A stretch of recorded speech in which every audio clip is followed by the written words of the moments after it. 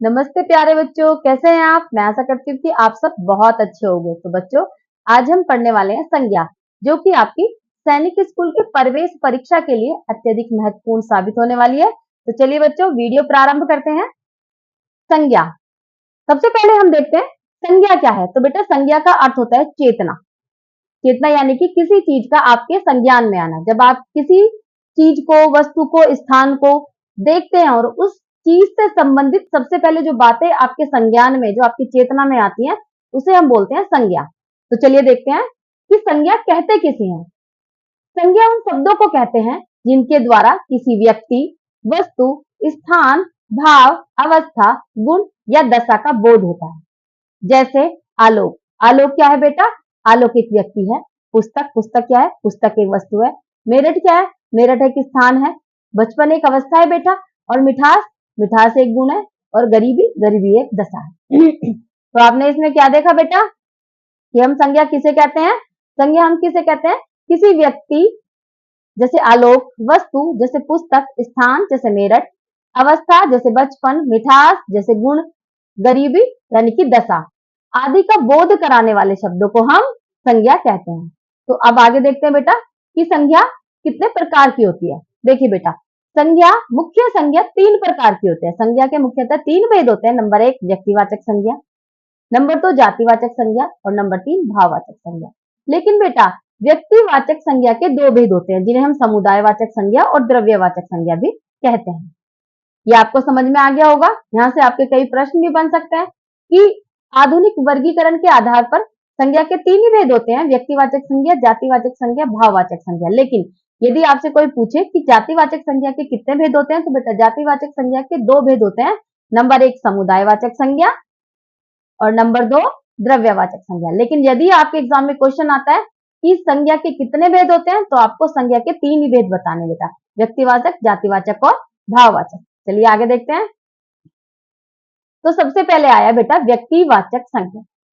जैसे कि आपको समझ में आ रहा है, व्यक्ति यानी कि एक इंडिविजुअल व्यक्ति, यानी कि किसी इंडिविजुअल व्यक्ति की, व्यक्ति का बोध कराने वाले शब्दों को हम क्या कहेंगे? व्यक्तिवाचक संज्ञा।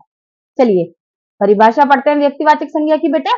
जो शब्द किसी विशेष व्यक्ति, वस्तु, स्थान या प्राणी के नाम का बोध कराते हैं, उन्हें हम व्यक्तिवाचक संज्ञा कहते हैं। अब विशेष व्यक्ति मतलब आप जो भी व्यक्ति देखेंगे, एक पर्टिकुलर व्यक्ति, ऐसा नहीं झुंड में बेटा, एक पर्टिकुलर व्यक्ति को आप देखेंगे और इस व्यक्ति के बारे में आपके मन में जो भी पहले विचार आया कि ये लड़का है या लड़की है, इसका नाम ये है, ये करता है, ये वहां रहता है, ये जो आपके शब्द आपके दिमाग में आए, ये जो आपने इमेजिन किए, ये सब किसके बारे में किए? एक व्यक्ति के बारे में। और एक व्यक्ति के बारे में जब आप बहुत सारी चीज इमेजिन कर रहे हैं, तो वो क्या है? व्यक्तिवाचक संज्ञा। चलिए देखते हैं।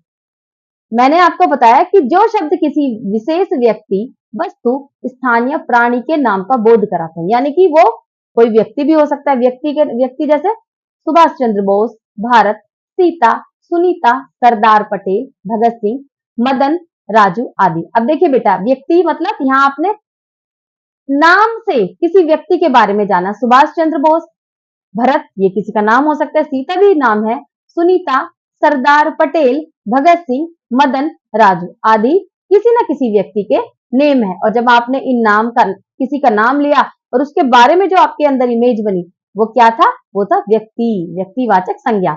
आगे देखते हैं। हमने पहला शब्द पढ़ा व्यक्ति, जो कि हम व्यक्ति के बारे में पढ़ चुके हैं। अब हम किसके बारे में पढ़ते हैं? चलिए, दूसरा है प्राणियों के बारे में। देखिए ऐरावत। ऐरावत क्या है बेटा? ये देखिए प्राणी दिया हुआ है इसमें, प्राणियों के बारे में। ऐरावत क्या है बेटा? हाथी। लेकिन हाथी यदि हम कहेंगे तो ये जातिवाचक संज्ञा हो जाएगी, क्योंकि हाथी तो बहुत सारे होते हैं। लेकिन जब हमने बेटा यहाँ नाम रख दिया ऐरावत, यानी कि हम किसी एक हाथी के बारे में बात करें। ऐसे ही गाय, गाय तो बहुत सारी होती है। हमने कहा गाय, और आपके दिमाग में बहुत सारी गायों का झुंड आ गया। लेकिन जब हमने कहा कामधेनु, तो आपको पता चला कि हाँ, किसी एक गाय के बारे में बात कर रहे हैं। वैसे ही घोड़ा, हमने कहा घोड़ा, तो जातिवाचक संज्ञा हो जाएगा, क्योंकि घोड़ा, बहुत सारे घोड़े होते हैं। अब पता नहीं कौन से घोड़े के बारे में बात कर रहे हैं। लेकिन जब हमने कहा चेतक, तो हमें पता चला, यानी कि हम चेतक के बारे में बात कर रहे हैं, जो कि महाराणा प्रताप का भी घोड़ा था।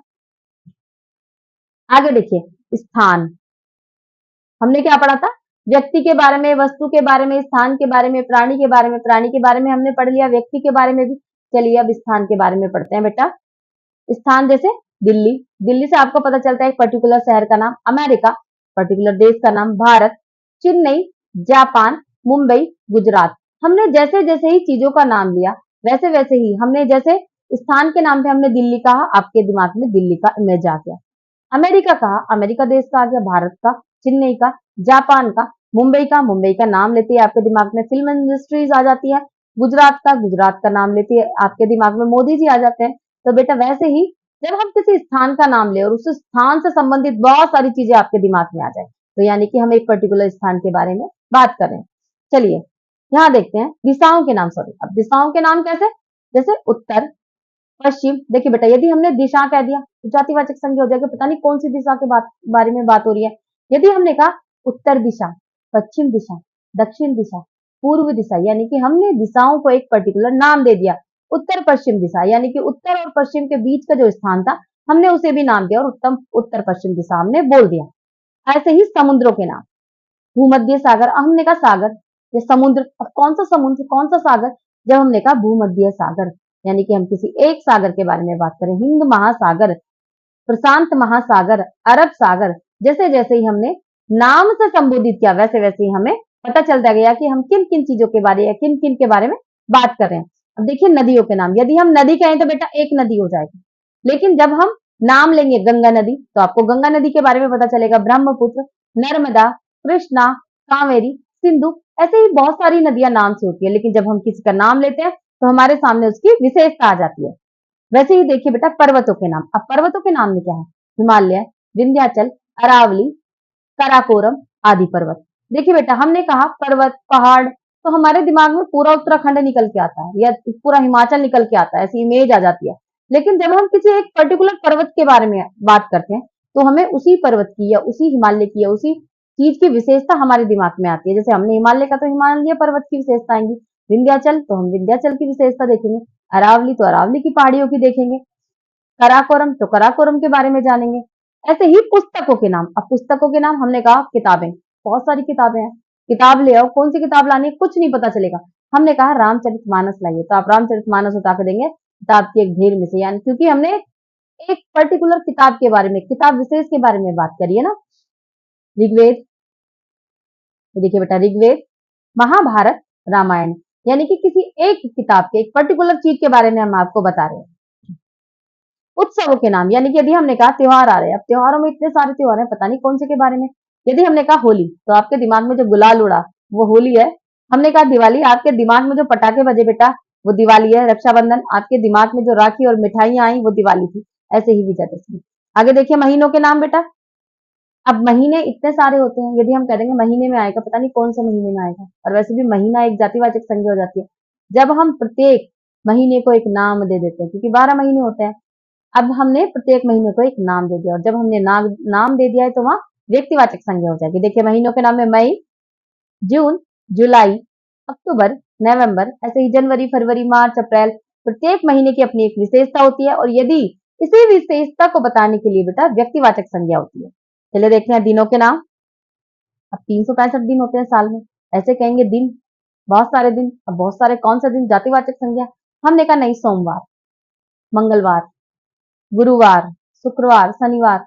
हमने सप्ताह के प्रत्येक दिन को एक नाम दे दिया और नाम दे दिया तो कौन सी संज्ञा होगी बेटा, व्यक्तिवाचक संज्ञा। तो आप ये समझ गए होंगे कि जब हम किसी एक पर्टिकुलर चीज के बारे में बात करें, किसी एक चीज के बारे में बात करें नाम सहित, तो वो कौन सी संज्ञा हो जाती है, व्यक्तिवाचक संज्ञा। तो चलिए आगे बढ़ते हैं बेटा।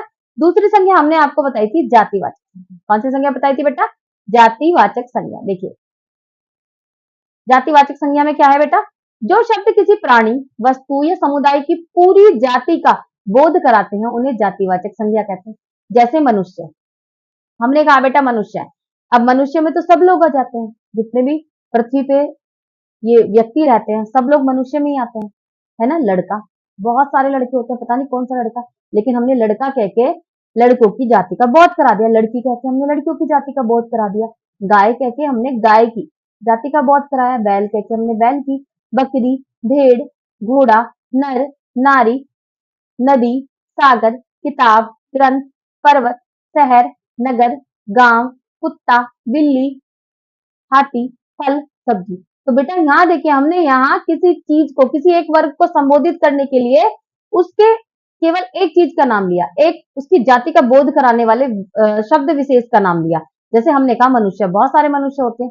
लड़का, लड़के तो बहुत सारे होते हैं, जब तक आप नाम नहीं लोगे।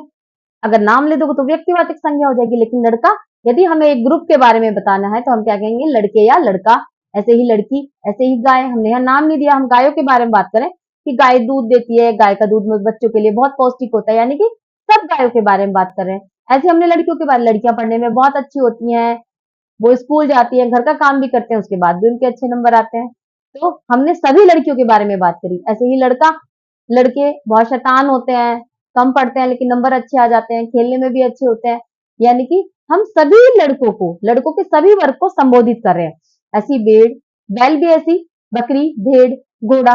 घोड़े तेज दौड़ते हैं, ये बहुत शक्तिशाली होते हैं, यानी कि हम सभी घोड़ों की बात करें। नर, नर माने, नर माने व्यक्ति विशेष, यानी कि मनुष्य, जिसे आप बोलते हैं आदमी, यानी कि हम सभी आदमियों के बारे में बात करें। नारी, नारी मतलब हम सभी स्त्रियों के बारे में बात करें। नदी, नदियां में हमेशा जल प्रभावित होता रहता है, नदियां हमें शीतल जल देती है। नदियों से पहले जमाने में तो लोग सिंचाई भी किया करते थे, और जिन जगहों पर आज भी विशेष व्यवस्था नहीं है, वहां आज भी नदियों से ही सिंचाई की जाती है। तो हम नदियों की, जो सारी नदियों के जो गुण होते हैं उनके बारे में बात करेंगे।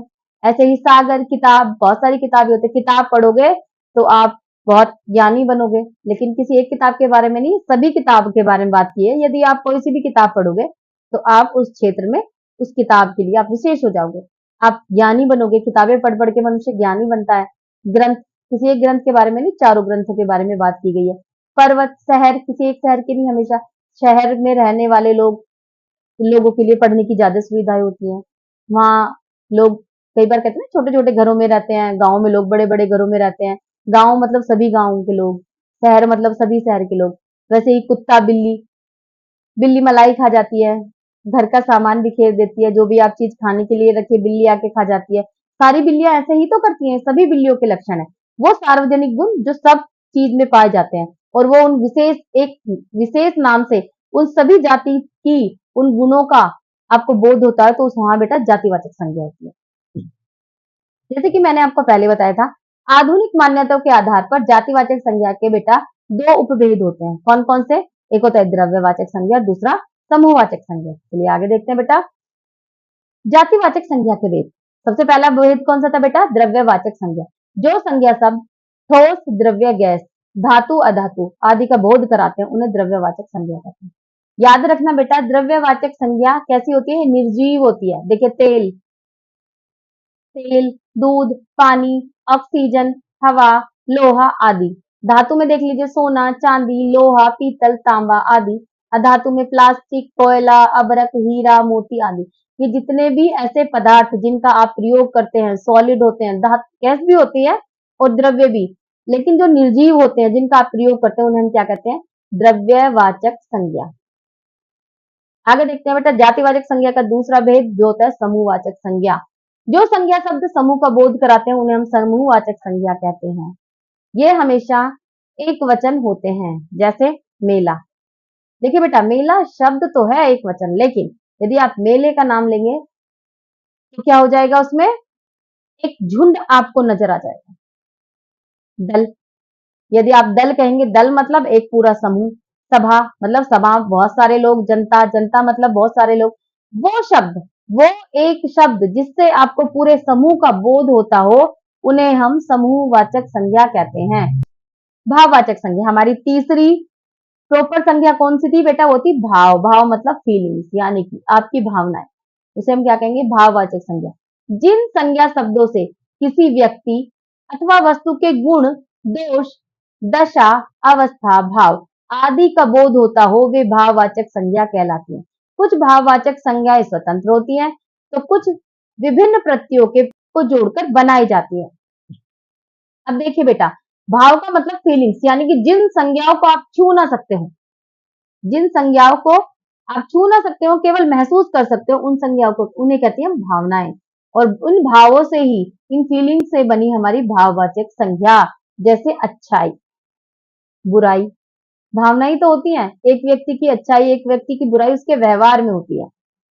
बीमारी, लंबाई, चौड़ाई, सुंदरता, कुरूपता, चतुरता, ऊंचाई, बचपन, बुढ़ापा, यौवन, जन्म, मृत्यु, भूख, प्यास, हरियाली, आशा, निराशा, क्रोध, प्रेम, शोक, घृणा, शांति, निंदा, प्रशंसा, सत्य, झूठ, माया, मोह, मित्रता। इसमें आपने जितने भी शब्द पढ़े, आप उन शब्दों को बेटा छू नहीं सकते और सब आपके व्यवहार में ही शामिल होते हैं।